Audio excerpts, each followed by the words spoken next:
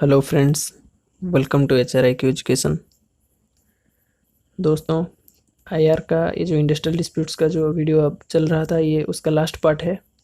इसके बाद सिर्फ इंडस्ट्रियल डिस्प्यूट एक्ट का एक वीडियो डालना है। उसके बाद हम नेट का जो कोड 55 का जो सिलेबस है, उसका यूनिट 6 पूरी तरीके से आपका कवर हो जाएगा। तो इस वीडियो में हम डिस्कस करेंगे machinery for the prevention and settlement of industrial disputes in India. हमारे देश में क्या क्या मशीनरीज हैं इंडस्ट्रियल डिस्प्यूट को प्रिवेंट करने में या फिर सेटलमेंट करने में, क्या क्या मशीनरी हमारे देश में काम करता है, ये सब के बारे में हम इस वीडियो में डिस्कस करेंगे। तो दोस्तों, अगर आप अभी तक मेरे चैनल को सब्सक्राइब नहीं किए हो तो ज़रूर सब्सक्राइब कीजिए। अगर मेरे चैनल पर आप नए हो तो पिछला वाला वीडियो ज़रूर देखिए, वो आपके लिए इंडस्ट्रियल डिस्प्यूट को समझने में बहुत ही हेल्पफुल रहेगा। ठीक है, तो दोस्तों, आपका ज़्यादा टाइम बर्बाद नहीं करते हुए वीडियो शुरू करते हैं।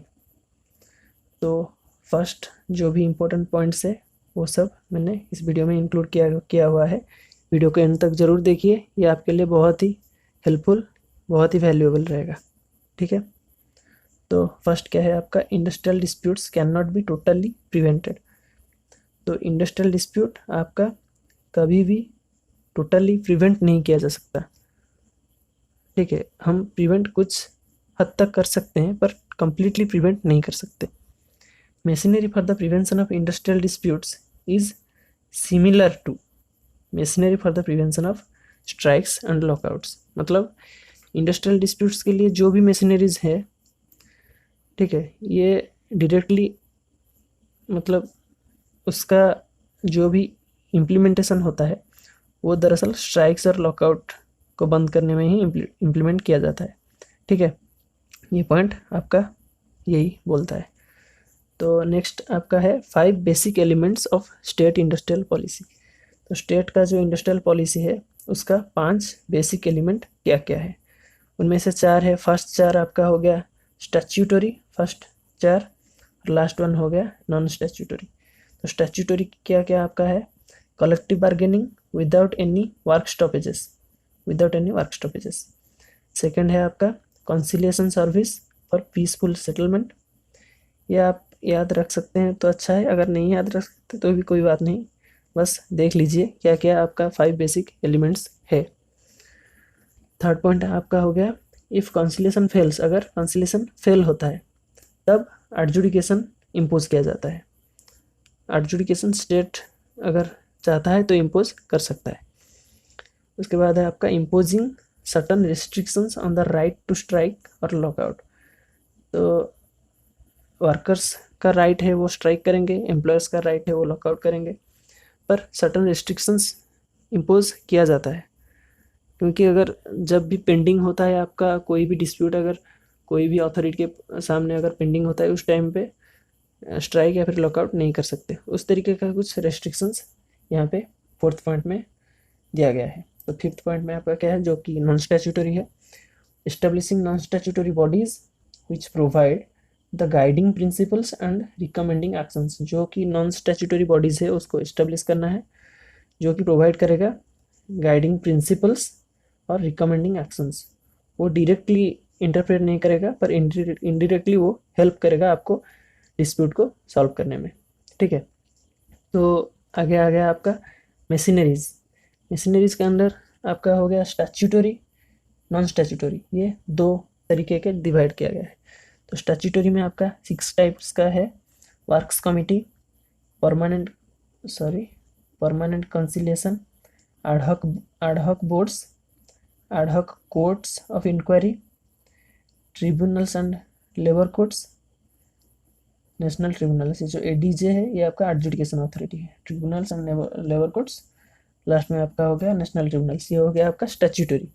और नॉन स्टैट्यूटरी में आपका क्या क्या है, ये आपका 3 लेवल का है, एक स्टेट लेवल, दूसरा इंडस्ट्री लेवल, और तीसरा आपका हो गया नेशनल लेवल। ठीक है, तो नेशनल लेवल और इंडस्ट्री लेवल ये दोनों ही आपका नेशनल लेवल के अंदर ही आ जाता है। ठीक है, तो स्टेट लेवल के अंदर है आपका state labour advisory boards, industry level के अंदर है आपका wage board, industrial committee, national level के अंदर है आपका इंडियन लेबर कॉन्फ्रेंस ILC और SLC मतलब स्टैंडिंग लेबर कमेटी। तो इसको हम क्लैरिफाई करेंगे इस वीडियो में। ये सब आपका मशीनरीज है। दरअसल ये स्टैट्यूटरी जो है उनको हम मशीनरीज बोल सकते हैं, और नॉन स्टैट्यूटरी ये सब बॉडीज़ हैं। जो भी नॉन स्टैट्यूटरी है उनको हम बॉडीज़ बोलेंगे, ठीक है। तो पहले आपका आ गया स्टैट्यूटरी मशीनरीज। पहले आपका क्या आता है उसमें, वर्क्स कमिटी स्टैट्यूटरी मशीनरीज में, ठीक है। पहले आपका आता है वर्क्स कमिटी। तो वर्क्स कमिटी क्या है, यहाँ पे both central and state government are empowered. तो वर्क्स कमिटी कॉन्स्टिट्यूट करने में किसका कौन कौन एम्पावर है, किसके पास अथॉरिटी है, सेंट्रल गवर्नमेंट भी कर सकता है, स्टेट गवर्नमेंट भी कर सकता है। तो जो भी इंडस्ट्रियल एस्टेब्लिशमेंट में 100 या फिर उससे ज़्यादा वर्कमैन काम कर रहे होते हैं, वहाँ पे वर्क्स कमेटी का कॉन्स्टिट्यूशन होता है, ठीक है। इसका काम क्या होता है, ये सिक्योर करता है या प्रिजर्व करता है amity and good relations. Amity मतलब healthy working relations between employer and employees, ये सिक्योर करता है। और ये क्या करता है, comment upon matters of common interest और कंसर्न। जो भी कॉमन इंटरेस्ट एम्प्लॉयर एम्प्लॉय के बीच में या फिर कोई कंसर्न जो कि आगे जाके इंडस्ट्रियल डिस्प्यूट करेगा, करने का चांसेस है, उसके ऊपर ये कमेंट कर सकता है, ये इंटरफेयर कर सकता है वर्क्स कमिटी, ठीक है। उसके बाद हम आते हैं परमानेंट कंसिलिएशन में। तो परमानेंट कंसिलिएशन भी बहुत central and state government establish कर सकते हैं, परमानेंट कंसिलिएशन सर्विसेज। तो ये कहाँ एस्टेब्लिश होता है, कोई पर्टिकुलर जोग्राफिकल एरिया में या फिर कोई इंडस्ट्रीज़ में, पर्टिकुलर इंडस्ट्रीज़ में ये एस्टेब्लिश होता है। तो यहाँ पे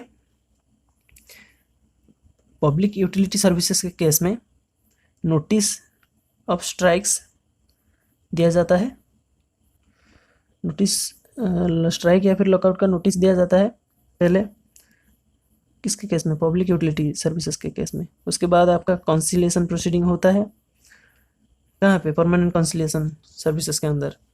और उसके बाद आपका होता है कॉन्सिलिएशन प्रोसीडिंग कौन करता है, आपका कॉन्सिलिएशन ऑफिसर। और इसमें जो भी रिजल्ट आएगा, जो भी अवार्ड आएगा, जो भी सेटलमेंट आएगा यहाँ पे, वो बाइंडिंग होता है क्योंकि ये परमानेंट है, ठीक है। और अदर केसेस में, other than public utility services, वहाँ पे कोई कंडीशंस नहीं रहता, ठीक है। Proceeding by labour conciliation officer, बस कंसिलिएशन ऑफिसर प्रोसीडिंग कर सकता है, नोटिस का कोई कंडीशंस यहाँ पे नहीं है, ठीक है। तो आगे नेक्स्ट पॉइंट में क्या है आपका, government can refer an industrial dispute which is pending before a conciliation officer to an adjudication authority any time। अगर कोई इंडस्ट्रियल डिस्प्यूट किसी कंसिलिएशन ऑफिसर के आगे पेंडिंग है, ठीक है, तो गवर्नमेंट उसको एडजुडिकेशन अथॉरिटी को कभी भी रिफ़र कर सकता है, एनी टाइम एडजुडिकेशन अथॉरिटीज़ को रिफ़र कर सकता है, ट्रिब्यूनल या फिर लेबर कोर्ट या फिर नेशनल ट्रिब्यूनल, इसको गवर्नमेंट रिफ़र कर सकता है, ठीक है। तो नेक्स्ट पॉइंट आपका है boards of conciliation. Third point ये आपका हो गया नॉन स्टैट्यूटरी नहीं, स्टैट्यूटरी का ये आपका हो गया थर्ड। बोर्ड्स ऑफ कंसिलिएशन में आपका क्या क्या है, first point, it is an ad hoc body. Ad hoc body मतलब जब भी नेसेसरी होता है उसका गठन कर दिया जाता है कोई भी टेम्पररी पर्पस को हासिल करने के लिए, ठीक है। ये पॉइंट वही कहा गया है, it is an ad hoc body. It has a chairman, 2 और 4 अदर मेंबर्स। इसका एक चेयरमैन होता है, 2 या फिर 4 अदर मेंबर्स होते हैं। यहाँ पे एम्प्लॉयर या फिर एम्प्लॉई जो भी पार्टीज़ हैं डिस्प्यूट के, इक्वल नंबर ऑफ मेंबर्स यहाँ पे होता है, पैरिटी मेंटेन किया जाता है यहाँ पे बोर्ड्स ऑफ कंसिलिएशन में। It enjoys the powers of a civil court, ये सिविल कोर्ट का पावर एन्जॉय करता है बोर्ड्स ऑफ कंसिलिएशन, ठीक है। तो नेक्स्ट पॉइंट क्या है आपका, कोर्ट्स ऑफ इंक्वायरी, ठीक है। इसको हम कोर्ट भी बोलते हैं, कोर्ट ऑफ इंक्वायरी को। It is also an ad hoc body, ये भी एक एडहॉक बॉडी ही है। एडहॉक बॉडी क्या मैंने बोला था, जो कि जब चाहिए वो तब गठन किया जाता है, as and when necessary for a temporary purpose. It is set up both at central and state levels, ये जो कोर्ट्स ऑफ इंक्वायरी है ये both central and state level पे सेटअप किया जाता है। Its constitution is given under section 6 of the industrial disputes act. तो industrial dispute act के सेक्शन 6 के अंडर में इसका कॉन्स्टिट्यूशन है, किसका, कोर्ट्स ऑफ इंक्वायरी का। और 5th पॉइंट में आते हैं हम, लेबर कोर्ट्स और ट्रिब्यूनल्स। ठीक है, तो ये हो गया आपका एडजुडिकेशन अथॉरिटीज़ आ गया, कॉन्सिलेशन अथॉरिटीज़ आपका ख़त्म होके यहाँ पे एडजुडिकेशन अथॉरिटीज़ आ गया। These two comes under the adjudication authorities, ये एडजुडिकेशन अथॉरिटीज़ के अंदर आता है। Both labour court and tribunals are constituted in state as well as central level, ये दोनों स्टेट लेवल या फिर सेंट्रल लेवल दोनों में कॉन्स्टिट्यूट किया जा सकता है। Jurisdiction of any matter provided in the second schedule of the Industrial Dispute Act comes to the Labor Court. Industrial Dispute Act 1947 के अंदर कोई भी मैटर अगर सेकेंड शेड्यूल के अंदर है, कोई भी मैटर उसके अंदर अगर कोई डिस्प्यूट होता है, ठीक है, तो वो लेबर कोर्ट के पास लाया जाएगा उसको, उस डिस्प्यूट को। ठीक है, और सेकेंड या फिर थर्ड शेड्यूल, ये दोनों में कोई डिस्प्यूट, दोनों में अगर कोई मैटर्स है उसमें अगर कोई डिस्प्यूट हुआ होगा तो उसको हम लाएंगे किसके पास, उसको हम लाएंगे ट्रिब्यूनल के पास, इंडस्ट्रियल ट्रिब्यूनल जो भी है, ट्रिब्यूनल को इंडस्ट्रियल ट्रिब्यूनल ही बोलते हैं, सेकेंड या फिर थर्ड शेड्यूल। ठीक है, तो लास्ट पॉइंट आपका स्टैट्यूटरी अथॉरिटीज़ में आता है आपका नेशनल ट्रिब्यूनल। तो नेशनल ट्रिब्यूनल सेंट्रल लेवल पे ही होता है, सेंट्रल गवर्नमेंट करता है नेशनल ट्रिब्यूनल। ठीक है, सेंट्रल लेवल पे होता है। It adjudicates any dispute involving, it adjudicates any dispute involving any question of national importance. अगर कोई डिस्प्यूट नेशनल इंपोर्टेंस कैरी करता है तो वो डिस्प्यूट नेशनल ट्रिब्यूनल को दिया जाता है, नेशनल ट्रिब्यूनल उसको एडजुडिकेट करता है। It also covers the industrial dispute of any undertaking situated in more than one state. अगर कोई अंडरटेकिंग एक से ज़्यादा स्टेट में है, अगर कोई अंडरटेकिंग समझो मध्य प्रदेश में है या फिर बिहार, छत्तीसगढ़, 2-3 स्टेट में अगर है, एक से ज़्यादा स्टेट में अगर है, तो उस अंडरटेकिंग में जो भी डिस्प्यूट होगा उसको नेशनल ट्रिब्यूनल को रिफ़र किया जा सकता है।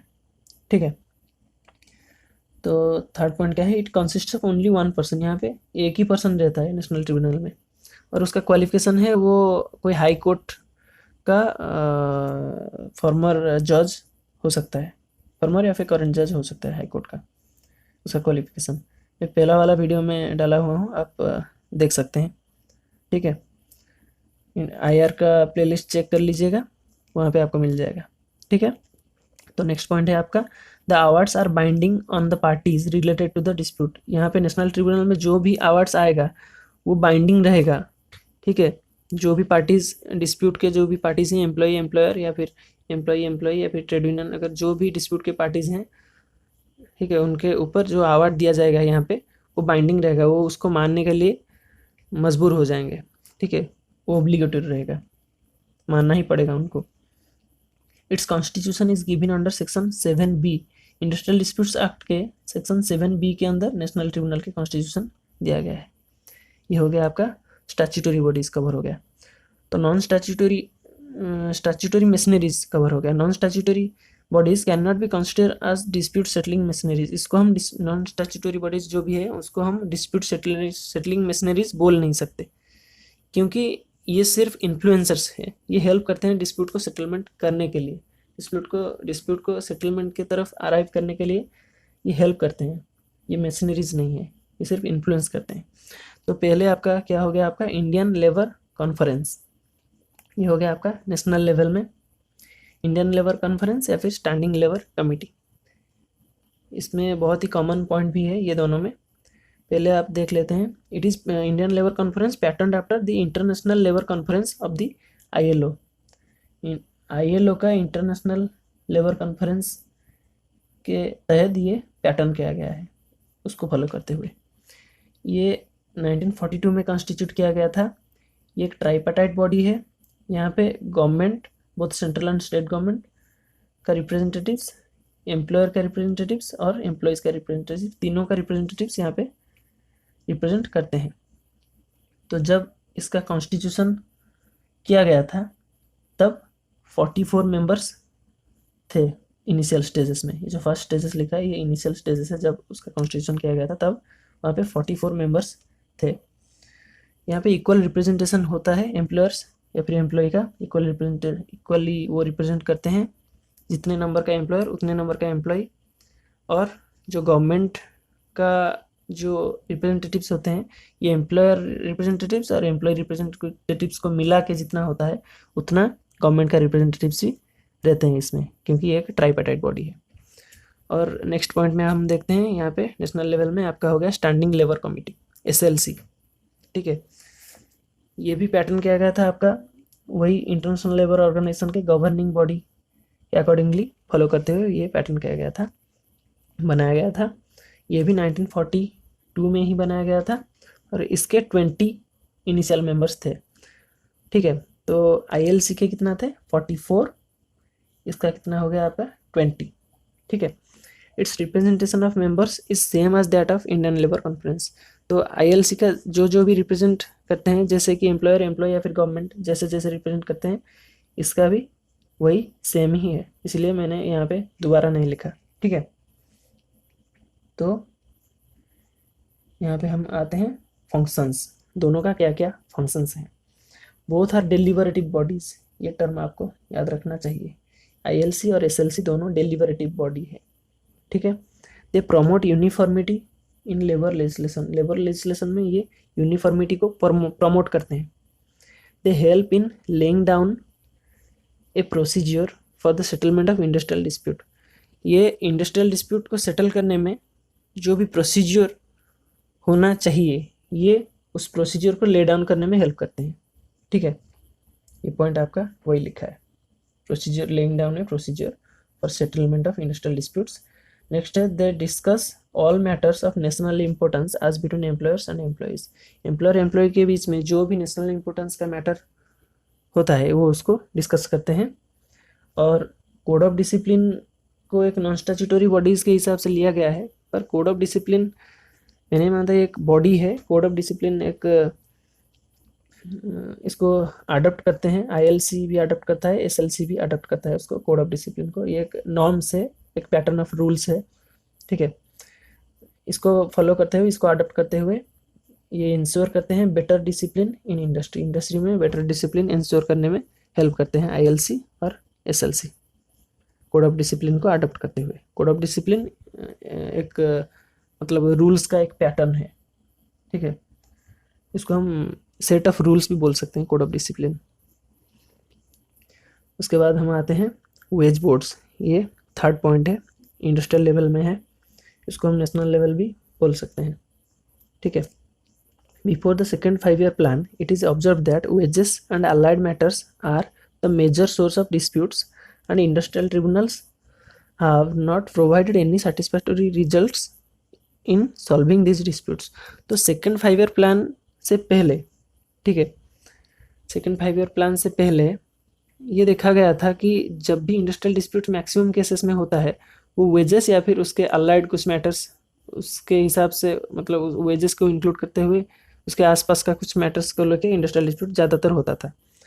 तो उसको सॉल्व करने के लिए उस टाइम क्या था आपका, उसको सॉल्व करने के लिए उस टाइम था आपका इंडस्ट्रियल ट्रिब्यूनल्स, पर वो इतना हेल्पफुल नहीं था, वो इतना ज़्यादा मतलब असरदार नहीं था, इतना ज़्यादा प्रभाव नहीं पका पा रहा था इंडस्ट्रियल ट्रिब्यूनल उस इस टाइप का प्रॉब्लम को, डिस्प्यूट को सॉल्व करने के लिए। तो वो सेटिस्फैक्टरी नहीं था, इसीलिए सेकेंड 5-year प्लान क्या रिकमेंड किया, यहाँ पे सेंट्रल वेज बोर्ड का गठन करने के लिए ये रिकमेंड किया। तो फर्स्ट टाइम 1957 में आपका कॉटन टेक्सटाइल इंडस्ट्री में सेंट्रल वेज बोर्ड कॉन्स्टिट्यूट हुआ था, फर्स्ट टाइम 1957 में। कहाँ पे, कॉटन टेक्सटाइल इंडस्ट्री में। ठीक है, a wage board consist of an impartial chairman, यहाँ पे एक इम्पार्शियल चेयरमैन होता है, impartial chairman, 2 other independent members, 2 independent members भी रहते हैं, and 2 or 3 representatives of employers and workers each, 2 या फिर 3 रिप्रेजेंटेटिव्स एम्प्लॉयर और वर्कर्स, एम्प्लॉयर के जितने रिप्रेजेंटेटिव, वर्कर के उतने रिप्रेजेंटेटिव, ये 2 या फिर 3 रह सकते हैं। तो मेन फंक्शंस इसका क्या है वेज बोर्ड का, to determine the wage structure, ये वेज स्ट्रक्चर डिटरमाइन करता है, to specify the categories of employees to be brought under the purview या फिर range of wage fixation, wage fixation जो होता है कौन कौन सी कैटेगरीज इसमें इंक्लूड करना चाहिए ये भी स्पेसिफाई करता है सेंट्रल वेज बोर्ड।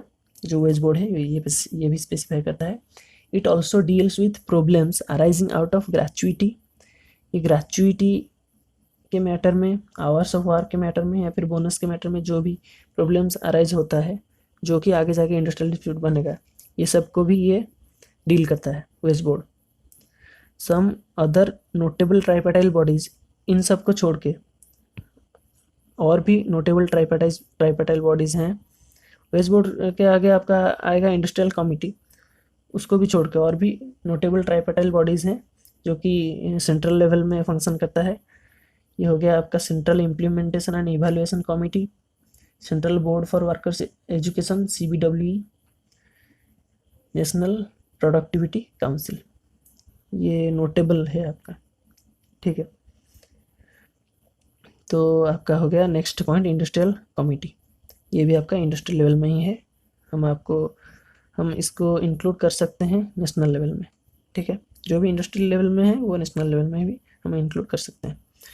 तो इसका फर्स्ट पॉइंट है क्या, establishment of industrial committees was outcome of 1944 session of ILC, Indian labour conference का 1944 सेशन में जो भी मीटिंग हुआ था उसका आउटकम में ये इंडस्ट्रियल कमिटी का एस्टेब्लिशमेंट उसके बाद हुआ था। कब हुआ था? 1947 में, फर्स्ट ऑफ इट्स काइंड।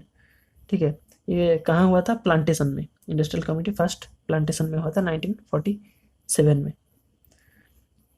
तो उसके बाद का पॉइंट क्या है, दीज आर ट्राइपार्टाइट, ये भी ट्राइपार्टाइट बॉडीज है। ठीक है, constitutes equal representation of employee, यहाँ पे भी एम्प्लॉयर या एम्प्लॉय वर्कर का इक्वल रिप्रेजेंटेटिव रहते हैं। ठीक है, ये जब भी मीटिंग होता है वहाँ पे ये रिप्रेजेंटेटिव्स के संख्या को लेकर कुछ चेंज कर सकते हैं। ठीक है, तो इसका कॉन्स्टिट्यूशन को लेकर कुछ चेंज यहाँ पे कर सकते हैं कोई भी मीटिंग में। ठीक है, it considers the special problems of the industries concern, industries का जो भी स्पेशल प्रॉब्लम्स होता है उसको ये कंसिडर करता है। Its meeting is held as and when required, जब भी रिक्वायरमेंट होता है इसका मीटिंग होता है। कोई स्पेसिफिक टाइम टेबल नहीं है इसका मीटिंग का, कोई स्पेसिफिक टाइम इंटरवल नहीं है, जब भी रिक्वायरमेंट होता है इसका मीटिंग होता है। ठीक है, तो अब हम आते हैं स्टेट लेवल पे। तो स्टेट लेवल पे आपका हो गया स्टेट लेबर एडवाइजरी बोर्ड्स। तो इसका काम क्या है, ये किसको फॉलो करता है? This follow the pattern of ILC, ये इंडियन लेबर कॉन्फ्रेंस की पैटर्न फॉलो करता है। स्टेट लेबर एडवाइजरी बोर्ड्स ये कहाँ होता है? स्टेट लेवल पे। These are set up in almost all the states, ये सारे स्टेट्स में, ऑलमोस्ट सारे स्टेट्स में ये सेटअप किया गया है। इक्वल रिप्रेजेंटेशन, यहाँ पे भी एम्प्लॉयर या वर्कर का इक्वल रिप्रेजेंटेशन होता है। ये भी ट्राइपार्टाइट बॉडी है, यहाँ पे गवर्नमेंट भी थर्ड पार्टी के रूप में रिप्रेजेंट करता है। ठीक है, गवर्नमेंट के representative. These advise the state government in matters of labour, ये लेबर का जो भी मैटर है उसके हिसाब से स्टेट गवर्नमेंट को ये एडवाइस करता है।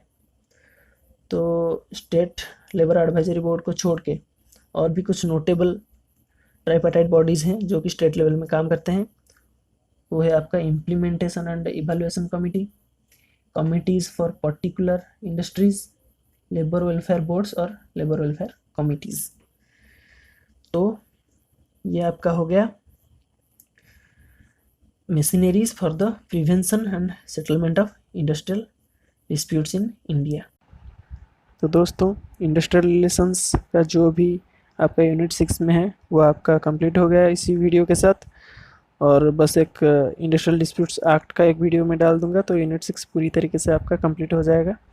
तो दोस्तों, खुश रहिए, बिंदास रहिए और अपनी प्रिपरेशन जारी रखिए।